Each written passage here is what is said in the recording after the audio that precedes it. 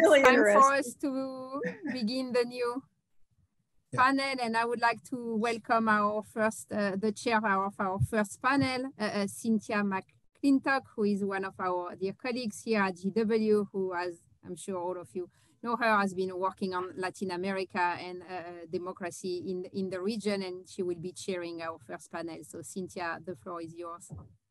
Well, thank you so much, Mollie. This is great to be here. I'm thrilled to be back. I've had the great pleasure of working with you on a previous panel highlighting Julio's terrific new book. So, and then of course, in these really, really challenging times, it's so clear that we have to do more to understand illiberalism and how it happens and how we can prevent it from continuing to happen. I think the Russian invasion of Ukraine has brought home ever more, that really important statement that democracies don't go to war with each other. We have to keep remembering that and remembering the importance of these issues in so many ways. So, it's a terrific panel that we have here today. Unfortunately, Leandro Gonzalez could not join us. He's traveling to try to do a job interview, as I understand, but we're welcoming Mollie Cohen from the University of Georgia and Francisco Alfaro Pareja from Universidad Simón Bolívar and Benjamin Garcia Holgado, who is from Notre Dame. And it is one of the great things about Zoom that we can be talking with scholars in such diverse places in the world. And everyone has had a chance to look at the paper. So the goal is to keep the presentations brief to some 15 minutes or so. So there's plenty of time for discussion afterwards as we all move forward with the draft. So why don't we proceed in the order in the program? So we begin with Mollie Cohen and the important work on votes for or campaigns for invalid votes. So over to you, Mollie. Hi, everyone. I'm going to try and share my screen. Let's see if 2 years of Zoom teaching has. Can everyone see my screen in presentation mode? Great. Thank you so much for the invitation to chat with you all today. I'm going to be presenting to you sort of two different projects. One is just barely cookie dough, and the other is actually quite well baked. So I'm going to start by talking to you about my book project, which looks at null voting and null vote campaigns.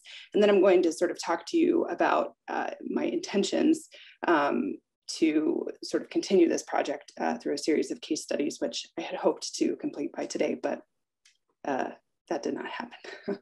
So I'd like to start just very briefly by sort of presenting you all with some examples of null votes or spoiled votes from Latin America. We don't often talk about null votes in political science as political scientists, but these are a common tool of citizen protest used across Latin America. Rates of blank and spoiled ballots in Latin American presidential elections are the highest in the world. They regularly pass about 8% of all votes cast. And there's a lot of variation within that figure.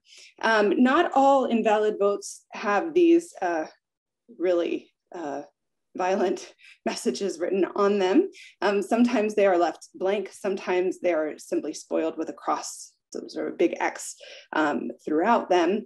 But an invalid vote is sort of defined by the fact that it is not possible to identify a voter's preference. So as you can see here, none of these votes are sort of clearly in favor of any candidate. If anything, they are clearly anti all candidates competing. So even less discussed by political scientists are campaigns that aim to mobilize citizens to cast blank and spoiled votes in protest. These campaigns are sort of generally viewed as rare events or as unimportant. So null votes are tallied and then usually separated from the final vote count. So you'll have an official null vote tally, say null votes are 15% of all votes cast. that number is reported out and then removed from the denominator in electoral math. So the winner of a presidential election, legislative election, will be decided from the total vote minus those null or blank ballots. So I think that there's a perception that these votes don't matter and that these campaigns are a little bit nutty and a little bit rare. And so it doesn't make a lot of sense to study them. I'm going to try to convince you now that these campaigns are not in fact rare and are in fact interesting to study in their own right. So these are some images of sort of propaganda from null vote campaigns in Latin American presidential elections in recent years. So on the bottom left here, you have Yacu Pérez in Ecuador in 2021 in the runoff election, walking through the streets, calling on folks to nullify their votes. Up top here, we have a null vote campaign in the Colombian presidential elections in 2018. Below that, we have two Peruvian cases. We have sort of an iconic case in 2001. There's Vota Limpio, Vota en Blanco. And then below that, we have a gubernatorial election campaign from Arequipa, Peru, where we had the null vote winning against the two second round candidates who people broadly disliked. And in fact, the null vote, I think, won that runoff election, something like 33% of the vote. So, like I said, null vote campaigns are not uncommon. They've occurred in about 26% of all presidential elections since democratic transitions in the 1980s to 2020 in the region. And they're becoming increasingly common over time. So this figure shows the percentage of election rounds in which an invalid vote campaign, null vote campaign occurred. I'm using those terms interchangeably. So a null vote is one that has been mismarked. A blank vote is one that has been left empty, and an invalid vote is sort of the umbrella term for all of those. So I'll be using null and invalid sort of interchangeably throughout this presentation. So as you can see here in the 1980s and 90s, something like 8% of elections had a campaign actively promoting blank or spoiled voting. This increases dramatically in the 2000s to over 20%. And in 2010, nearly a third of election rounds had a candidate or an interest group or a citizen group actively campaigning for voters to leave their ballots blank or to spoil them. And this has real sort of effects on elections. Now I'm going to be a little bit of a counterculturalist here. So this is a workshop in illiberalism, but actually on average, you might be interested to know that these null vote campaigns don't undermine democracy. In fact, if anything, they might improve it a little bit. So in the aftermath of null vote campaigns, we see these are measures from the Varieties of Democracy data set. We see that actually court packing improves a little bit after null vote campaigns. We see that respect for media freedom stays about the same. Executive respect for the Constitution stays about the same. The quality of elections actually improves a little bit following elections with invalid vote campaigns. This might be because these campaigns are more likely to emerge in the midst of attempts to sort of manipulate election results. So this might just be sort of an artifact of the emergence of these campaigns. But these campaigns on average are not anti-democracy moments. If anything, they're an attempt to sort of mobilize voters to protect democracy from imminent threats. But these campaigns are extremely unpopular. So survey respondents from 4 countries across the region, so this is Brazil, Chile, Nicaragua, and Peru, strongly disapproved of a hypothetical invalid vote campaign. So this figure here shows results to a sort of 10-point approval question from the Americas Barometer survey in 2017, asking people just generally how strongly do you approve or disapprove of a campaign that mobilizes citizens to cast blank or spoiled votes. And as you can see here, not only do the vast majority of Peruvians not approve of those campaigns, a plurality of them, nearly 40%, express the strongest possible disapproval of these campaigns. And this is not unusual. So this is echoed in Chile, Nicaragua, and Brazil. If anything, approval is slightly higher in Peru, which is interesting. It's sort of a country that has a lot of experience with this type of mobilization in local races and in national races as well. Disapproval of these campaigns is even higher, so it's always high. But if you sort of expose people to information about campaigns and you vary randomly the grievances of the campaigns and sort of information about the leadership of these campaigns, I see that disapproval is significantly higher when campaigns are led by political candidates. So there is a perception that these candidates are sore losers, that they are anti-democrats, that they're self-serving in some way. And so it's sort of a puzzle that about half of campaigns in the 2010s were led by political elites, so candidates or partisan actors. So while the vast majority of these campaigns are not, I think, mobilizing illiberalism, which is sort of contrary to received or common wisdom, certainly in media outlets, I do think that there's a real question here about why future candidates, sort of potential presidential candidates, select to mobilize the invalid vote. And when they do so, how they're mobilizing illiberal attitudes. So there have been a couple of really dramatic cases of this in Latin America in the past 20 years. The most sort of obvious one, I suppose, is the case of Nayib Bukele in El Salvador in 2018 and 2019. So in 2018, he made a public speech sort of welcoming supporters of his party, Nuevas Ideas, to spoil their ballots in the upcoming legislative elections because Nuevas Ideas would not be on the ballot.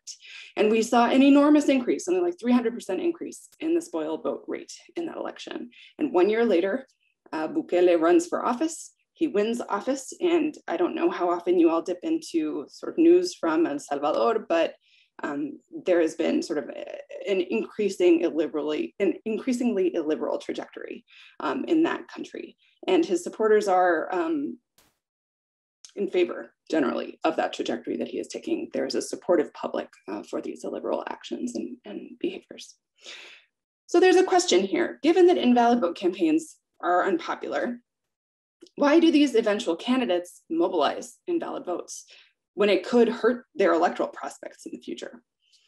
So I think that there are two explanations, potential explanations for this action. So the first is to test candidate viability in a national election. So this basically serves as a really high quality opinion poll for a candidate who maybe has never run in a national contest. The second is to learn how to campaign in a national election. So by organizing a null vote campaign in particular with other organizations, with other political actors, campaigners are effectively able to grow these political networks to increase their reach, increase their connections in a way that they're able to tap into in later elections. And they can actually replicate these campaign strategies that they use during the null vote campaign in the future to more successfully and efficiently run a successful presidential bid. So the project that I'm proposing to complete here consists of 4 case studies. These are candidates who mobilized the invalid vote, the null vote, and later ran for higher office for the presidency specifically. So there are 4 examples of this in the last 20 years in Latin America. So we have the case of Alejandro Toledo from Peru, we have Rafael Correa in Ecuador, we have Gustavo Petro, and we have Nayib Bukele. So of these, 3 were ultimately successful in their post-campaign bid for power. So that's Bukele, Correa, and Toledo. And Gustavo Petro did not win his presidential bid in 2014, but stay tuned because he may very well be the president of Colombia in a couple more months.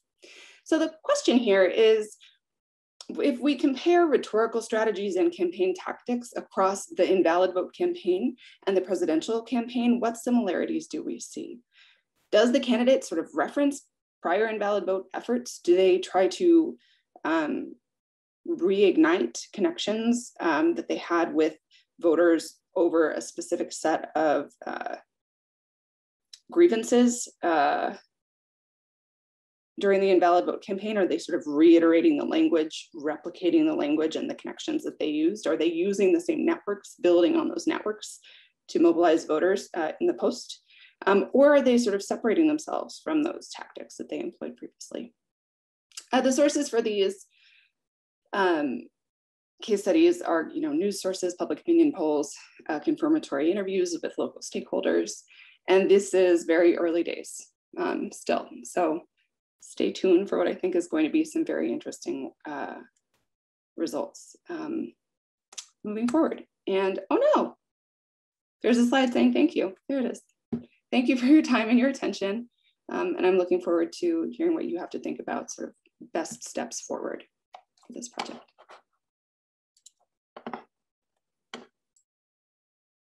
Thank you so much, Mollie. That was terrific. Very, very interesting. I'd never seen such a broad comparison of these campaigns for the Null vote. So terrific to have your work. And now Francisco José Alfaro Pareja, please. Thank you, Cynthia and Marlene, for the invitation to this workshop. It's a great opportunity. And I'm going to share my presentation. I don't know if I have the permission to.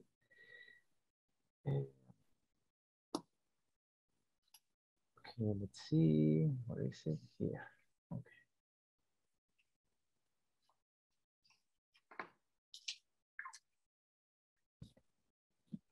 Okay, are you seeing the presentation?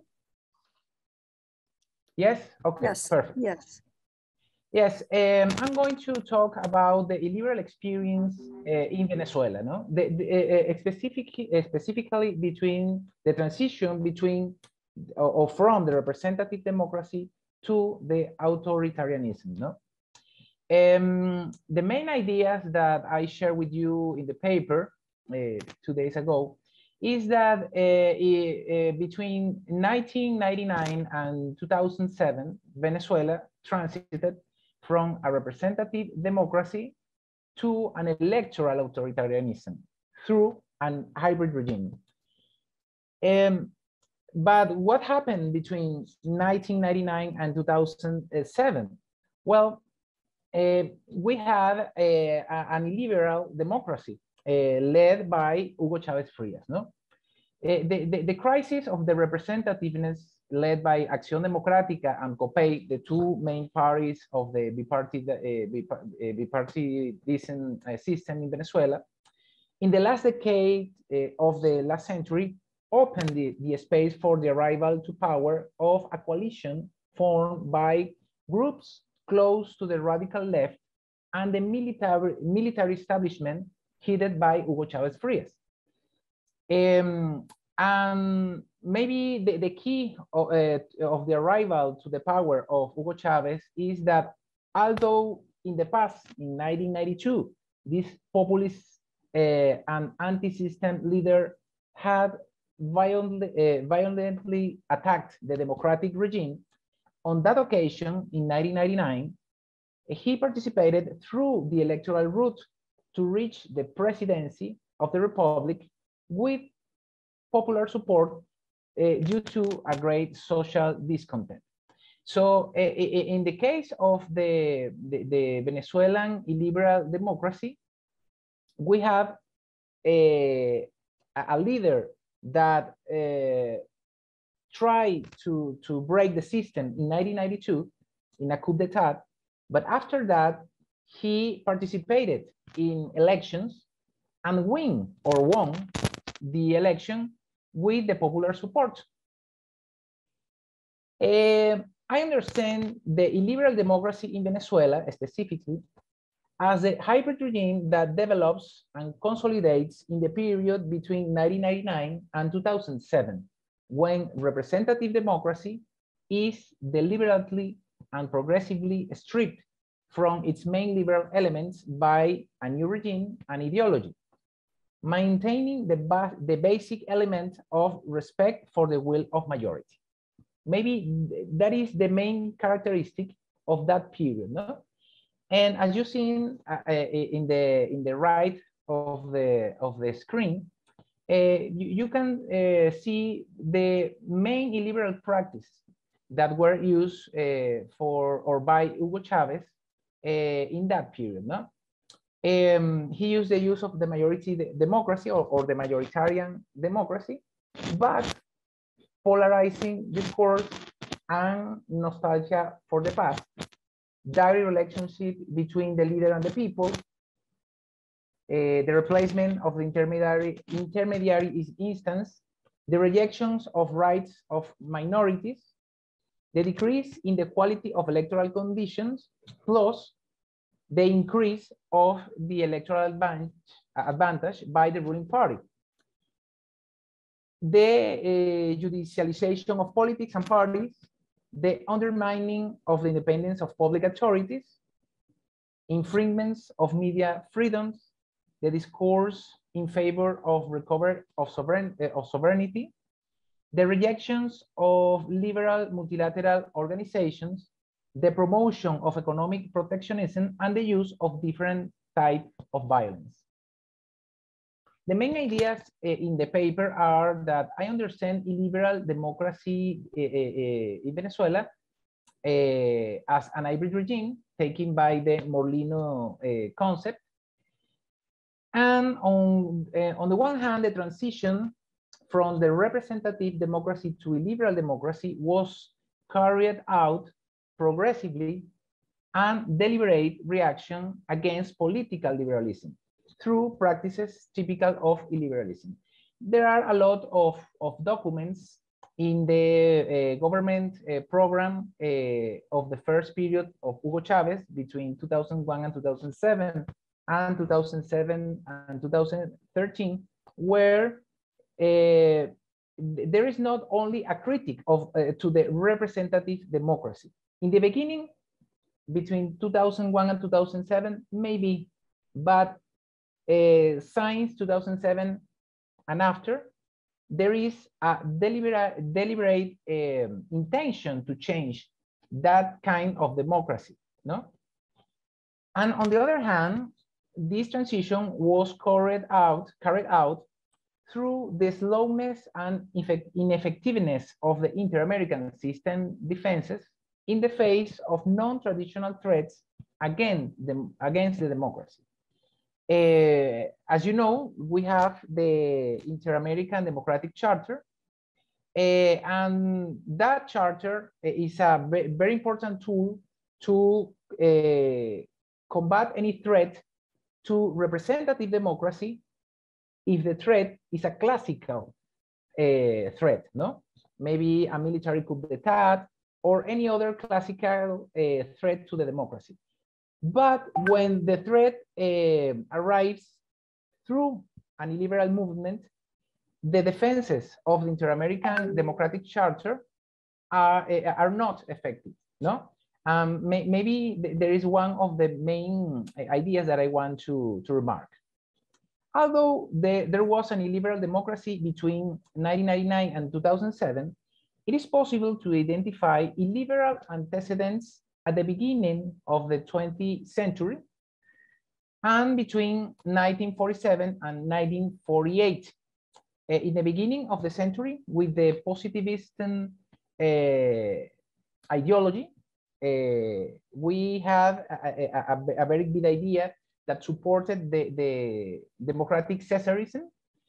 And between 1947 and 1948, we have maybe the first representative democracy experience in Venezuela. It was very short, but the last year of that experience had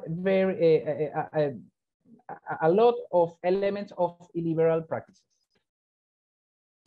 Maybe the main conclusions of my research is that the illiberalization of democracies is a phenomenon that has a lot to do with the loss of legitimacy and representation of the intermediate instances and the authorities as channelers of population main demands and needs. Although in the Western world, there is a tendency for the illiberal experience to be a very characteristic expression of conservative and far-right governments, in Latin America, the tendency seems to be on the contrary. Not all the cases, but the majority of them. That was the case in Venezuela between 1999 and 2007, where the illiberal movement came from a coalition between the far left and Bolivarian military groups. An illiberal democracy can lead to authoritarianism, yes, of course. However, it is not an inevitable outcome. specifically if there are checks and balances of power. Some cases show this, but in the Venezuelan case, counterweights and liberal defenses were progressively eroded and or neutralized using various or diverse methods, as you read before. While populism is an ingredient that may contain some illiberal experiences, not all illiberalism is populist, nor is all populism illiberal. However, both illiberalism and populism reduce social diversity and deny plurality. In Venezuelan case, illiberal democracy had an important populist component that resulted in the end at the transition to authoritarianism. At the beginning, an electoral authoritarianism, and after, an hegemonic authoritarianism. It's very interesting because the populism has been an ingredient even into the representative democracy. In the long democracy, the long representative democracy that we had in Venezuela between 1958 and 1999, the populism was there as an ingredient. But maybe, as Julio said before in his presentation, it was a populism with restrictions. Another phenomenon that the Venezuelan case reveals is that both the internal and external defenses were not, and to this day still do not seem to be, prepared to face an illiberal threat. What was that internal and external defenses? Internal, the appeasement was used in 1999 during all that long year, and we have a popular reaction versus popular support between 2000 and 2003. External, we have the Inter-American Democratic Charter in 2001, and another appeasement between 2002 and 2004 through the table of dialogue and negotiation led by the Organization of American States, Carter Center, and the United Nations Development Program, because of the coup d'etat of April 2002. And the last conclusion is that hybrid regimes such as illiberal democracies pose a challenge to the foundations of representative democratic systems and to international organizations based on liberalism. This challenge, we have seen this challenge not only in Venezuela, not only in Latin America, we have seen this challenge in the United States, in Europe, and in other countries. So this is a very brief presentation of my paper. I will welcome questions after this. Thank you very much. Thank you very much. Thank you very much. Of course, the Venezuelan illiberalism and authoritarianism are so horribly tragic, and among the consequences so often of authoritarian regimes, immigration, and these very sad numbers of Venezuelans who fled the country. So really important to have your analysis of this key case. So Benjamin Garcia Holgado, please. Thank you. I will share my screen. Oh, I think,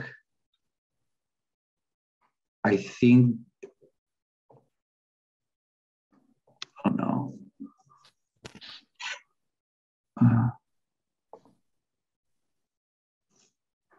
No, sorry for that.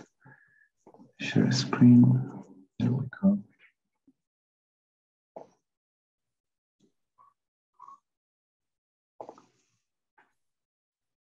Can you see my screen? Yes, I can. Okay, so sorry for that problem. Well, thank you very much. I want to thank first Marlene, Diego, John, and everyone who organized this workshop. Thank you also for allowing me to present this paper. And thank you, Cynthia McClintock, for chairing this panel.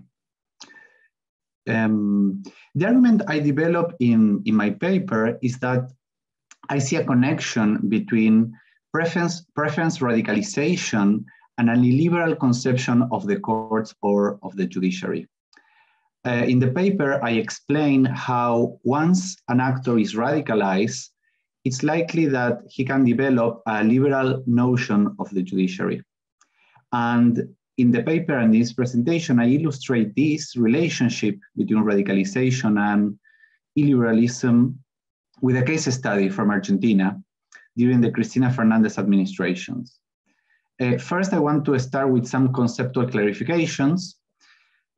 Following Aníbal Pérez-Liñán and Scott Mainwaring, I consider that an actor is a radicalized actor when it has an antagonistic disposition toward other actors in trying to pursue certain policies. In particular, when an actor is radicalized, his preferences are very distant from other actors' preferences. He wants to achieve the policy goals right away, and he's totally unwilling to negotiate or compromise any of his positions. Regarding the concept of liberal democracy, we'll not go into details because I am basically referring to the same idea that Professor Julio Carrion and Professor Avente Brum mentioned in their presentations. In this slide, I show a simple diagram that illustrates how an illiberal conception of the judiciary can arise endogenously. And by this, I mean as a sequence of political conflicts between the government, social actors, and opposition parties. As you can see in the slide, the president does not need to have an illiberal conception of the judiciary since the beginning of their term. This conception is developed after the judiciary intervenes in political and social conflicts in a way, of course, that the executive doesn't agree with. The key in the sequence that you can see in the slide is that the presence of an autonomous judiciary limits the government in a way that makes the government adopt an illiberal conception of the courts. The period I study in Argentina goes from 2003 to 2015, although I focus on Cristina Fernández's first and second term. It's important to note that this political cycle started in 2003 with the presidency of Néstor Kirchner. Although he was part of the left turn in Latin America, he was characterized mostly by moderate policies, lack of intense conflicts in this period, and cooperative relationships between the executive and the media or other economic groups. It's important to take into account that Kirchner took several measures, many of them unprecedented in Argentina, that led to the creation of an autonomous, independent, and very prestigious Supreme Court. And in this period, I cannot find any challenges from the government to the idea that judges are constitutionally authorized to conduct judicial review under the Argentinian constitution. On the contrary, in this period, it was very common for the president or members of his party to repeat how proud they were of the new composition of the Supreme Court. In 2007, the then Senator Cristina Fernández ran for the presidency, promising to continue with the moderate policies of her husband, Néstor Kirchner. She explicitly repeated during the campaign many times that she was going to improve the institutions of Argentina, that she was going to be the leader of an open and plural government, and she was going to include politicians from multiple parties. Indeed, her vice president, who you can see in the picture, was a governor from the main opposition party, the Radical Party. In fact, the electoral coalition that was created by Kirchner and Fernández was called Plural Concertation. However, everything changed in 2008. Just a few moments after Cristina Fernández took office, an unexpected and extended confrontation between the government and agricultural producers spanned for 4 months. The conflict started when the executive increased by decree agricultural export taxes. This led to a massive demonstrations all over Argentina, including the blocking of major roads and highways. And this conflict had an unprecedented scale in the last decades until that time. The tax raise that the executive proposed was ultimately blocked both in the courts and also in the legislative, because the government coalition was divided about it. So the tax didn't pass. However, this conflict is particularly important because of how the government and many of the supporters of the government interpret the conflict. And the conflict was interpreted as a confrontation between the people against the oligarchy. What started in March 2008 as a disagreement about a technical administrative decision to increase agricultural export taxes ended up reinvigorating the historical cleavage Peronism, anti-Peronism. The executive in that year perceived that agricultural producers were in an alliance with other economic corporations and with opposition parties with one goal. The goal was not to stop the raise in the taxes. The goal was to force President Fernandez to leave office, so to resign. Both Kirchner and Fernandez saw all these actors as the continuation of previous anti-popular coalitions who actively supported military coups and military regimes in the past. It's very important that the government, for the first time, systematically include the media as part of this conflict, saying that journalists and media organizations were under the control of economic corporations with the goal of forcing President Fernandez to resign. This conflict led to a confrontation for the next 6 years between the executive and the main media conglomerate of Argentina, Grupo Clarín. And as part of this confrontation, the main decision was a media law passed in 2009 that was designed to severely affect this group. Interestingly, until 2010, there were no references in the government discourse or narrative about the courts. There was no illiberal conception of the courts present until 2010. The conflict with the courts develops between 2010 and 2015, when multiple judges blocked numerous governmental decisions, including the very important media law. Néstor Kirchner coined in 2010 in a TV show the term judicial party, partido judicial, in order to make an equivalence between the judiciary and political parties. And in this understanding, judges are just partisan actors and they are intrinsically partial and biased. Judges cannot be independent. There is no judicial independence, and judges are completely subordinated to economic and media corporations.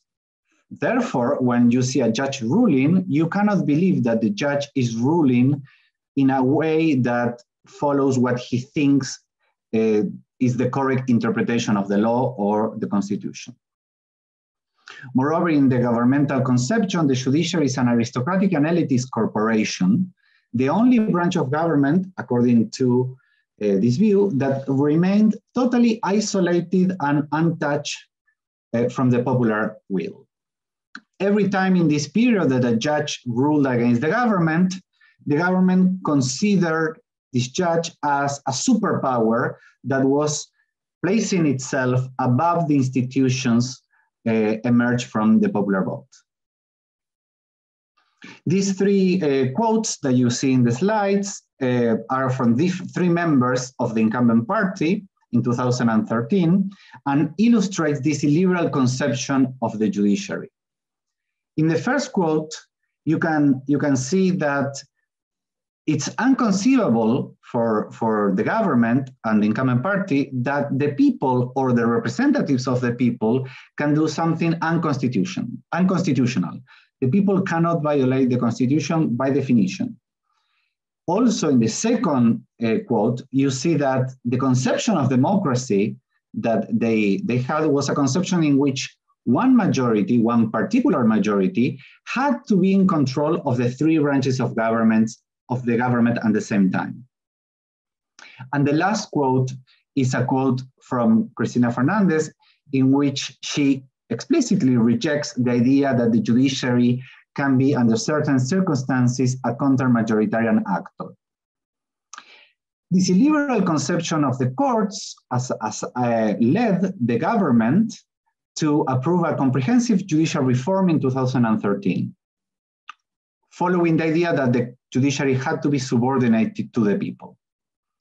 If the Argentine Supreme Court had not ruled this reform unconstitutional that same year, it would have severely damaged judicial independence. In the Q&A, if there is interest, I can explain why I say this. The illiberal conception of the courts evolved when many judges started to investigate corruption cases that involved Cristina Fernandez and other members of her government.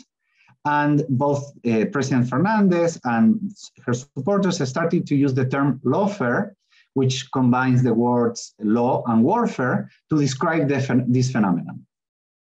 And the goal was to describe a political judicial coalition that harasses popular leaders, not only in Argentina, but in other countries in Latin America.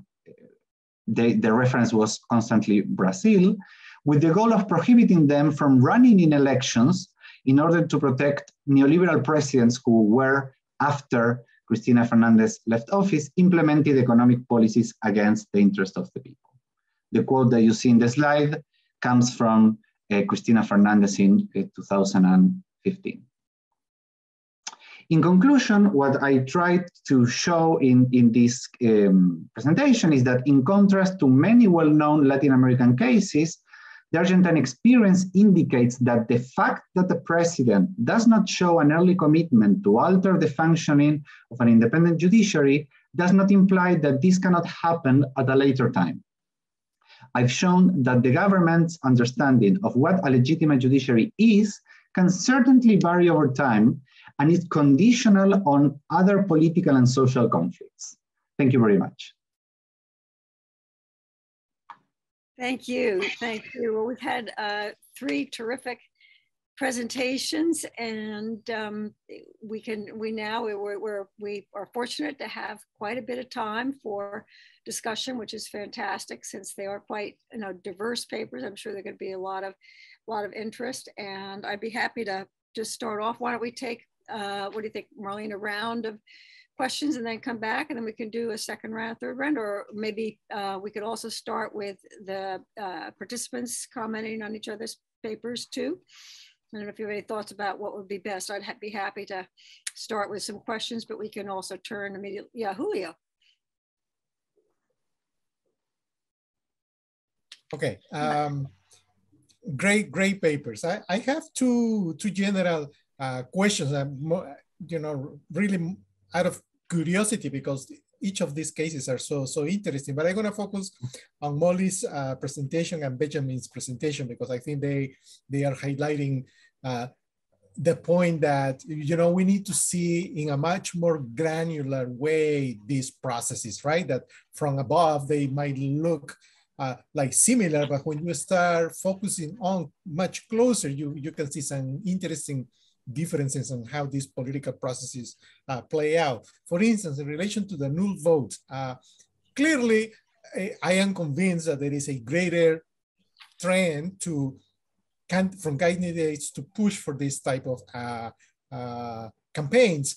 But the question that I have is whether the reason that they provide or the reason behind their campaigns matter, right? So in the examples that she was using, Alejandro Toledo was clearly fighting against a completely rigged election, and his demands to boycott the runoff were pretty much supported by all political parties in opposition to Fujimori. And that's, you know, and then later, of course, he was elected because he was like the representative of that democratizing movement. I mean, little did we know that he will end up in the United States under house arrest, waiting extradition from Peru, but that's a different story, right? So, whereas, for instance, in the case of Rafael Correa, he was demanding that people boycotted the congressional election because he wasn't presenting a slate, because he just wanted to get rid of Congress as soon as he was elected. And so his promise was basically, don't even bother, you know, voting for this institution because, you know, it's not going to last. Pretty much what, you know, Chavez was also proposing or promising in 1998. So that's the different motivations, which obviously speak to different political processes, have an impact on, you know, these campaigns for the Null vote. So, and the question that I have for Benjamin is, it's so interesting, this confrontation between the Cristina and if I'm allowed to use her first name, and the judiciary, right? But what is also strikes me, looking at all the Latin American cases, is how the judiciary stayed strong in the fight, right?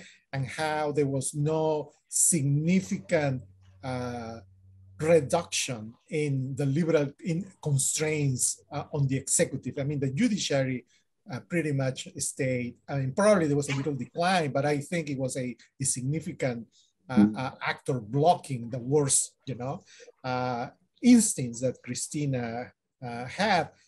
Something that you didn't see in other countries, because the judiciary had been sort of undermined already by presidents who gained significant power asymmetry. I'm talking about Peru under Fujimori, you know, Bolivia under Morales, and the whole, you know, popular election of high-level judges, not to mention Ecuador under Correa. So I'm just curious, what is the explanation? I mean, what happened in Argentina? Why was the judiciary able to, why liberal institutions were able to withstand the illiberal impulse, right? Those are my questions. Thanks, Julio. I think I'll take the prerogative of this chair in part two, because not surprisingly, since I too follow Peru, I think my very first question was exactly the same as Julio's. Yeah, Toledo really had a point in 2000, so big surprise. So, but again, it was a fascinating paper, Mollie, and I think it really is a topic, you know, worth a lot of discussion. But exactly as Julio said, also, you know, a little bit more sensitivity to the complexities and nuances, and in particular, you know, what Julio said, kind of to what extent when a leader was correct that this election was not a free and fair election, or as we found out later in the 2000 election, that Montesinos had the computers cooked in the background, right? So, I mean, I was also thinking that there might be differences between null campaigns for the first round and null campaigns for the runoff. And this I was thinking, and probably Julio too, of the 2021 Peruvian election, where, you know, I mean, the first round, I mean, well, you could say you didn't like any of the candidates, but there were 18 of them. So, but in the case when we had to choose between Keiko and Castillo, so that would be another issue. I think in general, there might be differences between the first round vote and the runoff vote for a null campaign. And then I was wondering too about, you know, the question of variations of thresholds of what percentage of the vote ended up null, and whether it would be worthwhile to kind of distinguish those, you know, out a little bit, because there could be a campaign in which it sort of gains almost no traction, and then, you know, the analysis wouldn't be as you know, as interesting. I mean, I'm not sure, because I'm not sure if you did have a cutoff there or not. But again, a very provocative, thought-provoking paper. So I really enjoyed it. Francisco's paper, again, Venezuela is such an important case. I think my first question would be, or perhaps it's necessary to highlight a little bit more about why 2007 is the transition year between illiberal democracy and authoritarianism. And for the purpose, in my own sense, is it probably has to do with disqualification of candidates, the continuing deterioration of the electoral field, the co-optation of the authorities. But again, coming from the Peru case, where this distinguishing between authoritarianism and illiberal democracy is really difficult, and probably for this project to have those definitions, it would be really helpful to kind of highlight exactly what happened 2007, 2008. And then I was wondering, it's a whole question of external factors and what you term as appeasement. 2002, 2004 is worth a little bit more elaboration, that might not be too clear to people who are not that familiar with Venezuela, and kind of what went wrong during that period, to what extent that period might have exacerbated some of the illiberalism in Venezuela. Now, there's a lot going on between the coup attempt and the Bush administration's support for that coup attempt, and kind of what all of that meant, and then the Carter Center. I mean, they were very active during that time, and perhaps a little bit about what that could mean for negotiations going forward. And Argentina and lawfare, and I think like Julio, I mean, I was interested in, okay, what happened, after the departure of Cristina, and to what extent how do the non-illiberal presidents kind of cope with that? What is happening right now under the Fernandez presidency now? How all that plays out more recently, and then perhaps too the sort of recognition that lawfare is a problem. I mean, it's certainly been an issue in Peru. I guess the most notorious case is Sergio Moro in Brazil. So, we do have to consider the fact that there has been a lot of politicization of the judiciary in the Latin American countries, unfortunately. I mean, not that takes away that Cristina was not trying to exploit this, but that there are a lot of issues, and, for illiberalism in Latin America, the issue of getting honest judges has been with us since independence, I think. So anyway, so I can see that fortunately we do have more than half an hour, so that's great. I think it was Diego who next had his hand up. So Diego, floor over to you. Although maybe Julio. Thank you. Yeah. Thank you. To lower my hand. Yeah, I'm lowering my hand myself as well. Thank you very much, Cynthia. Your comments were very enlightening, and thank you very much to the panelists, and 3 really great papers. I will try to concentrate on 3 questions, one to each one of the panelists, and I'm going to start with the last one, Benjamin. My question, Benjamin, is the following. We speak very often about the autonomy of the court, and that the court should not be subjected to political influence. But then, to what extent a Supreme Court is not political? We tend to see the United States as the model. Do we have here a Supreme Court that is not political? Don't we, each time that we need to either appoint or get, nominate or get the approval of the confirmation of the Senate, don't we have a great political discussion on issues of, well, I don't need to mention, but we all know, those who, we live here in the States, so we're very familiar with that. And so what is the uniqueness of Latin America? I mean, the courts are, unfortunately, just as political, maybe more in some cases, a little less in others. But I mean, I wonder if you could elaborate a little bit more on this. I found your paper fascinating, I should say. Secondly, for Francisco, the same question that Cynthia asked, the appeasement. I mean, we had an attempted coup d'etat in April, I believe it was, 2002. So why was that 2002, 2004 period appeasement? I mean, the intervention of President Jimmy Carter, the Carter Center, even the OAS, the Inter-American Democratic Charter that was used, and rightly so. I mean, who could have known back 20 years ago what the evolution of the process in Venezuela was going to be? And another question related to that, Francisco, is to what extent there is sometimes what appears to be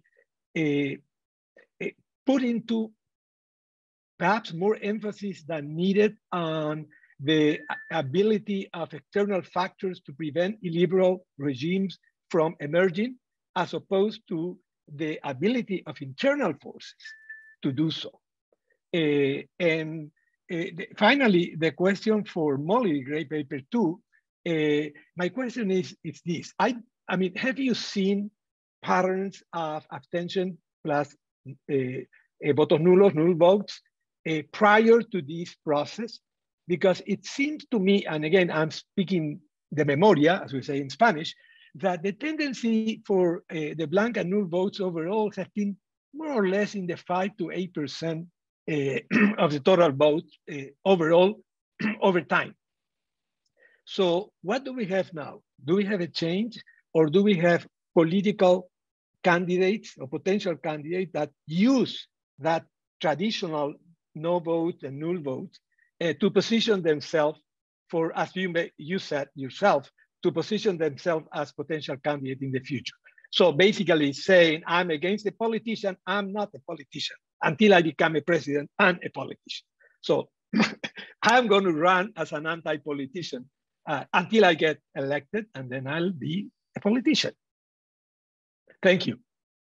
Thank you, Diego. Thank you. It's a little bit tricky to know exactly who was next in the queue, but I think perhaps it was David Smildy. Could we respond to some of these questions if we have answers? Yeah, we could do that. I do want to make sure we have plenty of time because there are at least 3 other questions. So if all 3 of you could try to respond sort of not just sort of briefly, so that we can get in some more questions, that would be great. But sure, yes, please go ahead. Sorry, Ron. Sorry, it's just these are great questions, and I have answers to most of them, which is super unusual. So I'm really excited to share that with you. The first is from Julio. So you asked if the reason for campaigns matters, like the validity of a fraud claim. Yes, it matters. So when you look at whether campaigns are successful, this is just a pitch, like read my book when it comes out, because there's a chapter on this. So it turns out that these credible accusations of fraud are far more likely to lead to a successful campaign. But with respect to the sort of qualitative analysis moving forward, the case selection strategy, looking at a case like Toledo is obviously like fraught, because you're right, he's a weird case because he had a great point prior to getting run out of the country. Cynthia, your question about runoffs, yes, it matters. So no vote campaigns happen most often in runoff elections. They happen because you get stuck exactly like you're saying with 2 bad options. They tend to be less successful when those 2 bad options are highly polarized. So like in the case of Peru in 2021, we have Keiko and Castillo, who are polar opposites on the spectrum. So just like you would see in a place like the US, people come home. So it's not that they turn out and spoil their votes, because you have this real duality between the options. Whereas in, even in like 2016 in Peru, you had Keiko and PPK. And so what you saw is folks who perhaps could have been convinced to spoil their votes because Keiko was a clearly anti-democratic option. You saw those people instead choose PPK. So there is sort of this pro-democracy piece to these campaigns that I think is really important. And so in a case like, you see it polarized by ideology and then also polarized by democratic orientation in a way that's really interesting. And Diego, yeah, so one thing that I find is that exactly what you're saying happens. So these campaigns often emerge where people are already sort of trending towards voting null at higher rates. So if you look at like interest in or intention to spoil the vote, it often you see a spike that precedes a candidate coming out and saying, oh no. But what you don't see often is that candidate. So you would expect exactly what you're saying, like, well, the no vote increased, so obviously I'm great, so vote for me in future elections. And we don't see that. So those people come out, they claim credit, and then they don't proceed to be candidates. It's kind of a strange thing. And I think it's mostly because people view these campaigns as not great. Like, they don't like them at all. So anyways, I just wanted to clarify those things. Thank you for these comments. Great. Francisco, did you want to respond a bit? Or? Yes, there are a lot of questions, and I'm afraid if my English is not the best to respond very accurately, no? But I will add, I would like to respond to some of the questions. Why 2007 is the date of the transit between the illiberal democracy to the electoral authoritarianism? Well, until 2007, even though the illiberal practices, the respect of the majoritarian will was respected, no? And that is a very important difference between the period until 2007 and after 2007. What happened in 2007? In 2007, there was a consultative referendum to change the constitution, the same constitution that Hugo Chavez presented and was approved by the people in 1999. When he presented the constitution by referendum, people said, no, we don't want to change the constitution. Even though Chavez respected or accepted the result, he did not accept the consequences of the result. So after that, in the following years, Chavez, using the majoritarian presence of the ruling party in the National Assembly, implement most of the proposal into the new project of constitution between 2008 and 2012. And after, of course, after the death of Hugo Chavez, it has been happening during the last years. So for me, it's very important to make that difference between the liberal democracy and the electoral authoritarianism, because until 2007, the popular will in the electoral vote was respected by the president. After that, it changed. It changed. It's in some ways, no? We can't take too long for this, unfortunately, because we have so many people wanting to ask questions. Yes, well, Diego asked about appeasement between 2002 and 2004. Of course, the table of dialogue and negotiation led by Carter Center, Organization of American States, and UNPD was not presented by them as a use of appeasement. But if you read the book of Francisco Diez, maybe the main mediator or facilitator of the Carter Center, he expressed during the process to former President Carter and former General Secretary Cesar Gaviria, that the electoral solution was not a solution for the political conflict in Venezuela, because both parts, both coalitions, were thinking at that time that they had the majority of the people's support. And he said, if we insist in only electoral solution using the referendum of 2004, we won't have a political solution to the conflict. And that happened. After that, Chavez won the referendum, but increased his power and continued developing the illiberal democracy until 2007. No? That is the reason, because I associate appeasement, that there is a very interesting and extensive book of Miguel Ángel Martínez Meucci about this process. I don't know if I have time to respond the other questions, or I don't know, Cynthia, if you want to continue with other questions. Sorry, because my English is not the best, sorry. No, just like Julio said, I could understand you very well. Thanks so much. Why don't we let Benjamin have a turn, and then we can come back to you in the second round, and you can respond to that one then. How about that? Thank you for the questions, and I will try to answer them in no more than 2 minutes. Thank you, Julio, about your question. I think that the reason why the judiciary was able to block certain decisions by the executive was a combination of certain conditions.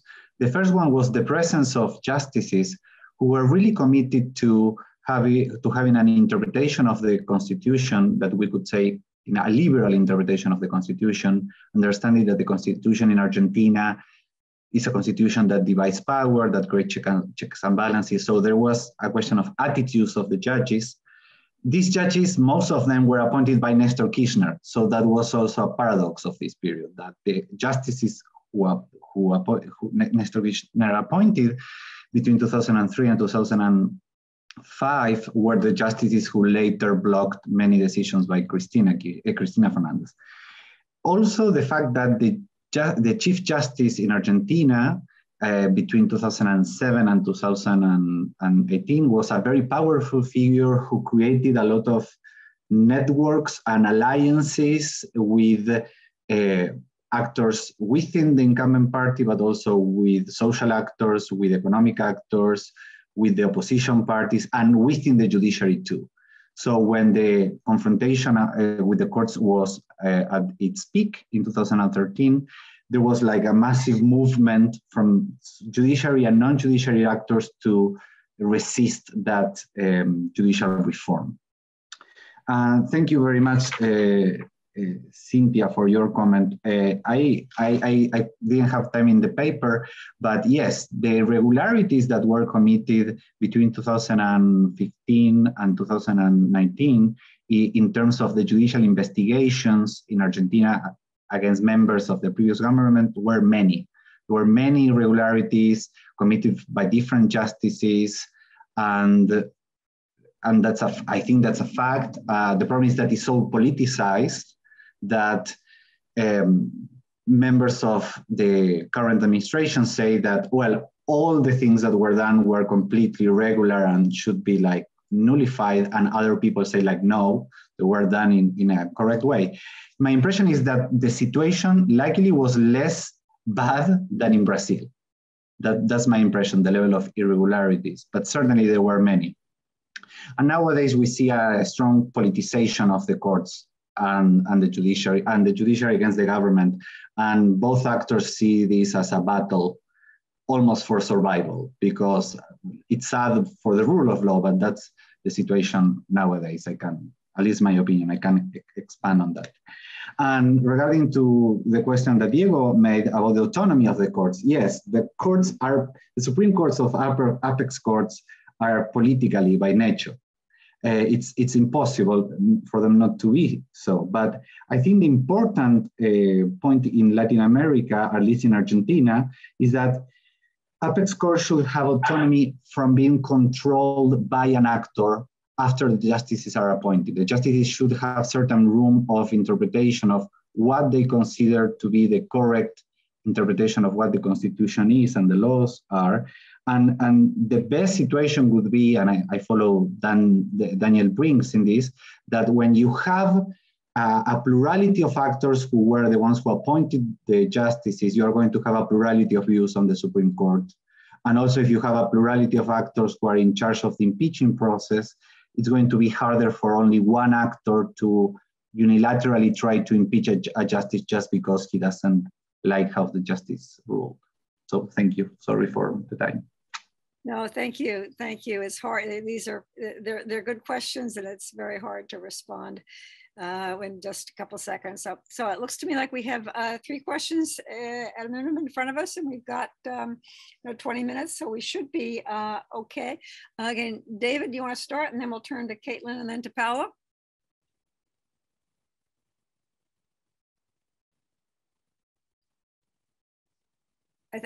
Or ask to unmute. Can you unmute? You need to unmute.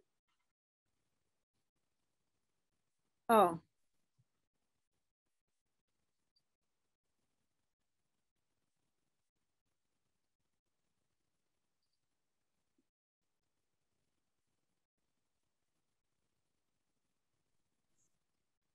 Okay, can you hear me now?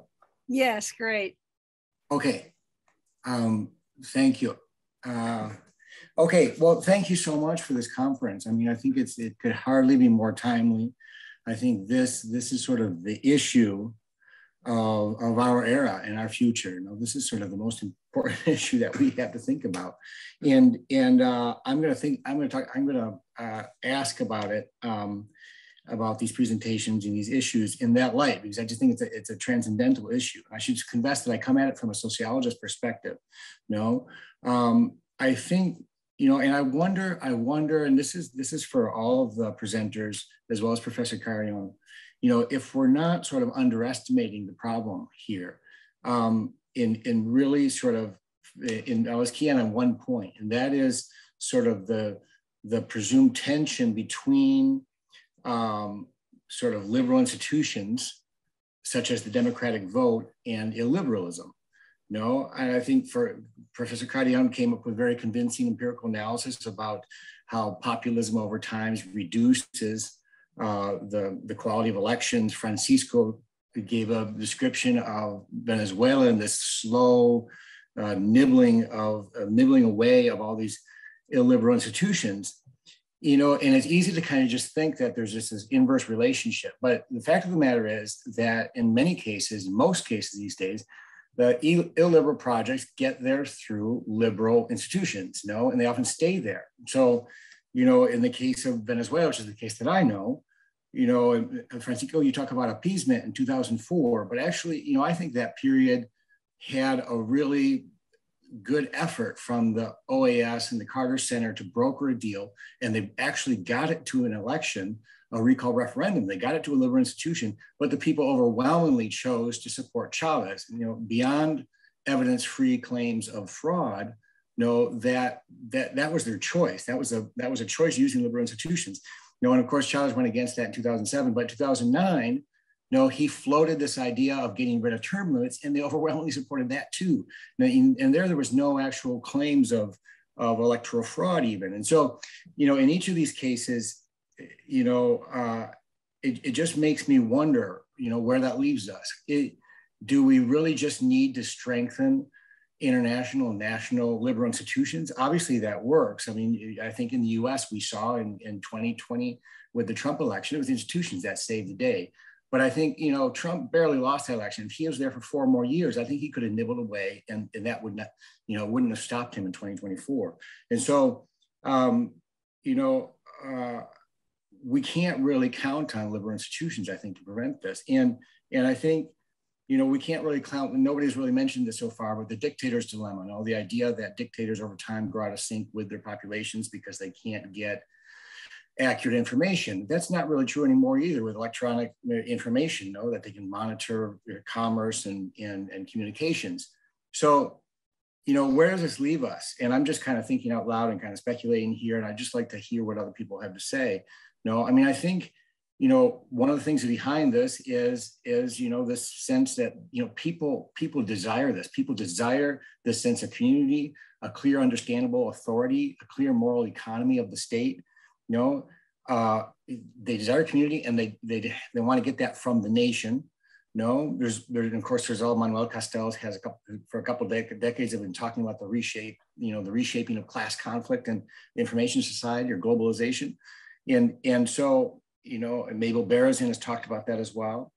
So I think those are undergirding issues that I think have to be addressed as well as in discussion. And then there's the issue of, you know, what can be done, you know, and I think, and I don't like this, what I'm going to say. This is a conclusion I've long resisted, but I think, you know, democratic values, like actually people with democratic values and really instilling what democratic values and what sort of actually liberal values actually are and how they work is something that's really elusive to a lot of people. And I think, you know, there has to be efforts. Of course, that's a very long-term issue. And also, you know, and I think Durkheim talked about this in the late 19th century, you know, new basis for a community, new basis for community. And I would say, going past Durkheim, basis for a community that don't depend on nation. How can people develop a sense of community that is more local, or it does not sees the nation as a naturally plural entity and don't look for their sense of identity there? And those are just some ideas, but I would be very interested in hearing what people have to say more broadly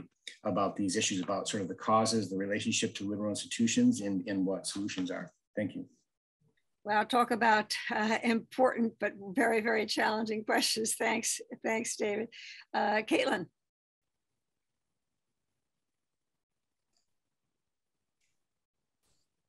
Awesome. I think I'm unmuted now, sorry. Thank you. I have those are really pressing and important overarching questions. Mine are more mundane. But I had just a couple of questions.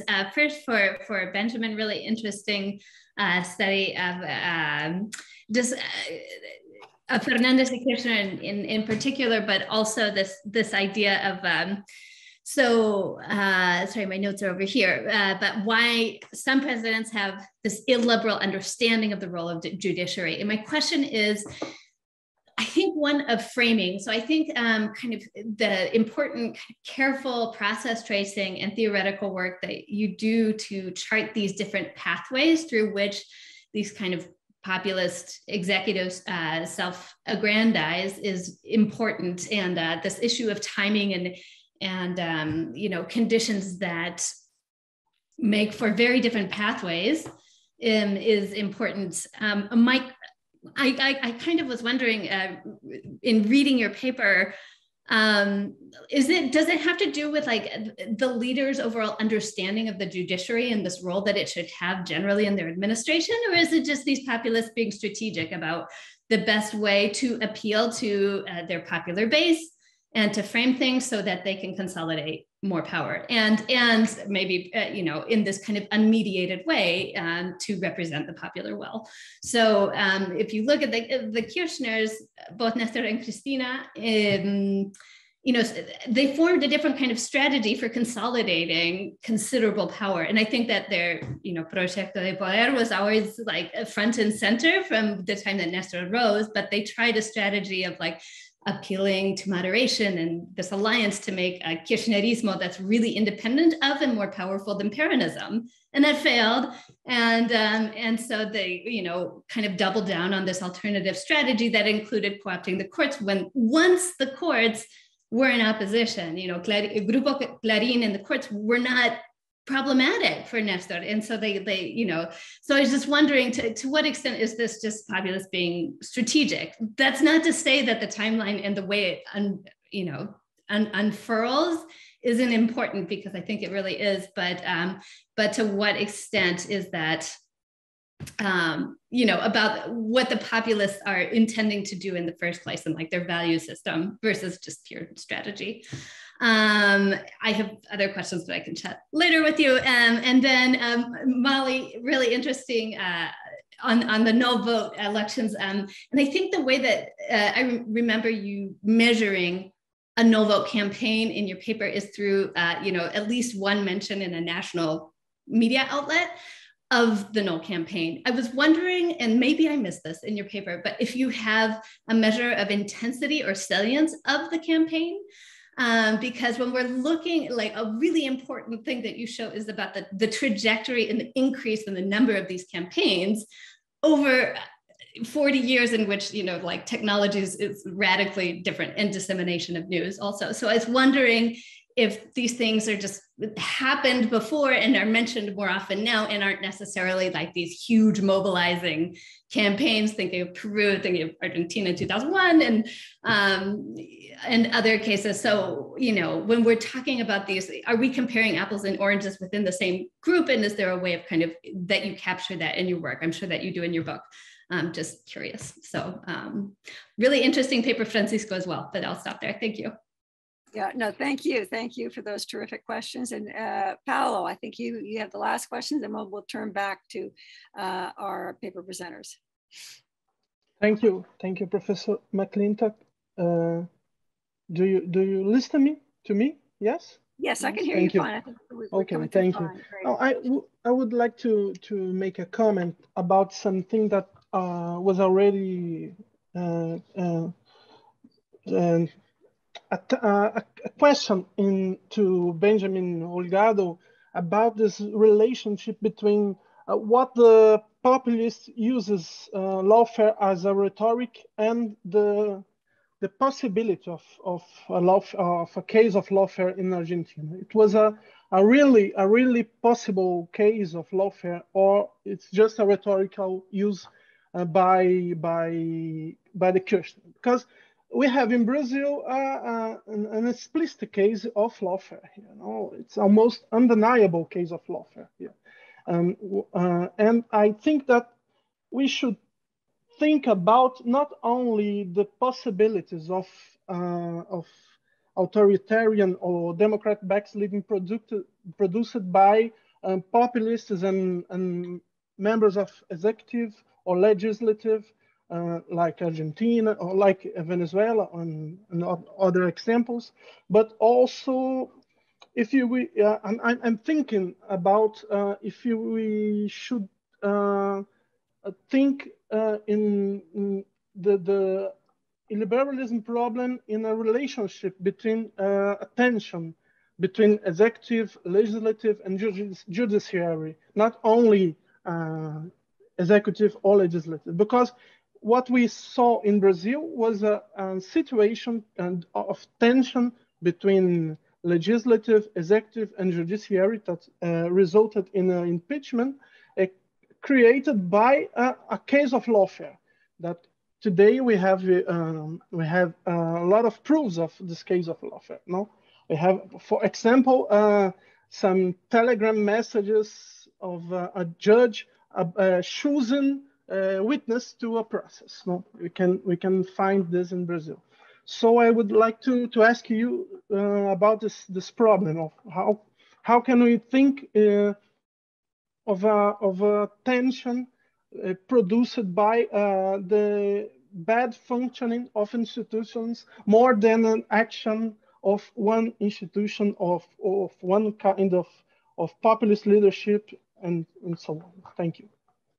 No, thank you, Paolo. That's very important, and I think a lot of us have been, asking along those lines. So that's terrific. So we don't have as much time for the panelists, paper presenters, to respond as I would have liked. But on the other hand, I think having the questions and the give and take is probably the most important. But we do have those 7 minutes. So Mollie.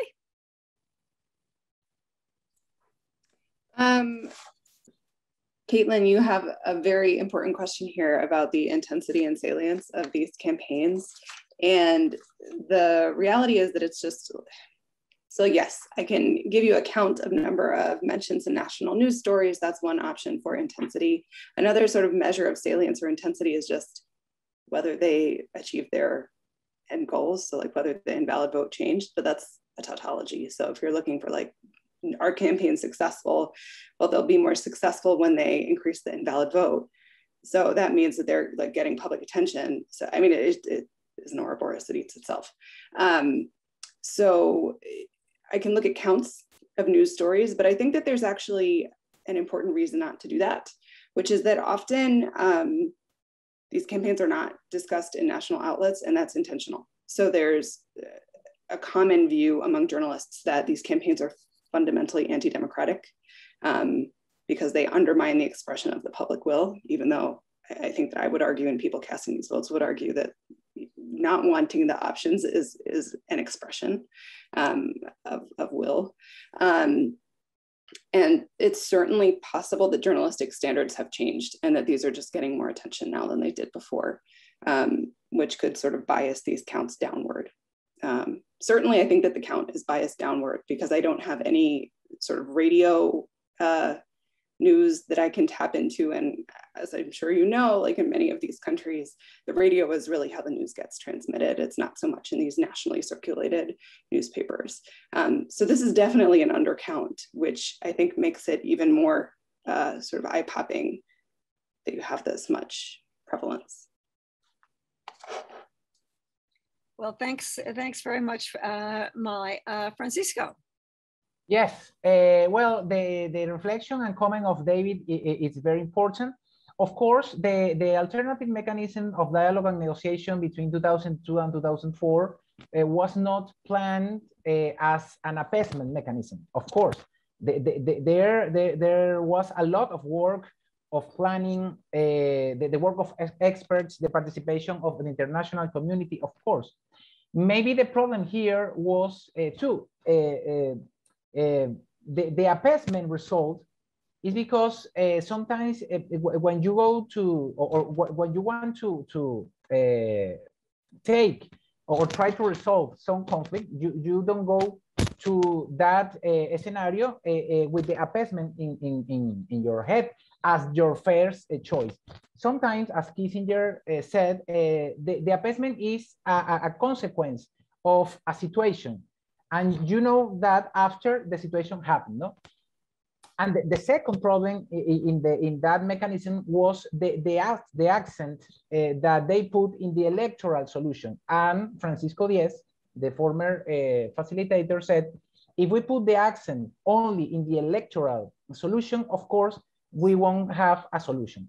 The appeasement has a lot of components of asymmetry between the coalitions. This is a very complex and long issue that I don't have time to talk. But of course, in that moment, the asymmetry between 2000 and 2004 increased in favor of Chavez, and Chavez used that asymmetry to increase the liberal democracy.